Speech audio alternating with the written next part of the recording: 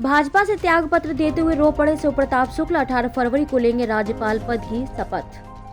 हिमाचल प्रदेश के राज्यपाल बनाए जाने पर पूर्व केंद्रीय मंत्री शिव प्रताप शुक्ल ने भाजपा पार्टी से अपना त्याग पत्र देते हुए भावुक हो गए। गोरखपुर के क्षेत्रीय अध्यक्ष धर्मेंद्र सिंह को त्याग पत्र देते हुए उनकी आंखों से आंसू छलक गए। इस दौरान पार्टी के पदाधिकारी व कार्यकर्ता भी भावुक हो उठे। उधर पूर्व केंद्रीय मंत्री शिव प्रताप शुक्ल के हिमाचल प्रदेश के राज्यपाल के रूप शपथ ग्रहण का कार्यक्रम तय हो गया है। वह शिवरात्रि के दिन 18 फरवरी को राज्यपाल पद की शपथ लेंगे। इसके लिए वह 17 फरवरी की शाम तक हिमाचल प्रदेश की राजधानी शिमला पहुंच जाएंगे। वह संस्कृत में शपथ लेंगे।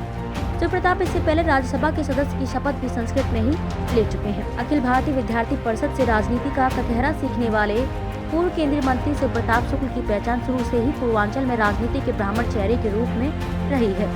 इसी रूप में पार्टी ने उन्हें समय समय पर महत्वपूर्ण जिम्मेदारी सौंपी। कभी संगठन में पदाधिकारी बनाया गया तो कभी प्रदेश से लेकर केंद्र सरकार के मंत्रालय में जगह दी गई। राज्यसभा की सदस्यता के समाप्त होने के 6 महीने बाद हिमाचल प्रदेश के राज्यपाल की जिम्मेदारी मिलने को भी राजनीतिक हल्के में इसी रूप से देखा जा रहा है। लोग इसे लोकसभा चुनाव के नजरिए से भी देख रहे हैं और मान रहे हैं कि केंद्र सरकार ने शिव प्रताप के जरिए पूर्वांचल के ब्राह्मणों को साधने की कोशिश की है।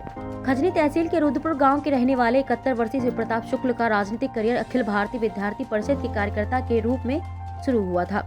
वे विद्यार्थी परिषद के प्रदेश संगठन मंत्री रहे। विद्यार्थी परिषद के बैनर पर उन्होंने दीनदयाल उपाध्याय गोरखपुर विश्वविद्यालय में छात्र राजनीति भी की।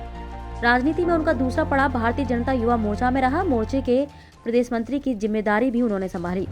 गोरखपुर नगर से भाजपा के टिकट पर 4 बार विधायक रहे। शिव प्रताप को 4 बार प्रदेश सरकार में मंत्री बनाया गया। 2002 में डॉक्टर राधा मोहन दास अग्रवाल से विधानसभा चुनाव हारने के बाद एक बार भी वे प्रत्यक्ष राजनीति से बाहर होते दिखे, पर संगठन ने उनके राजनीतिक महत्व को समझते हुए 2009 में प्रदेश उपाध्यक्ष बना दिया।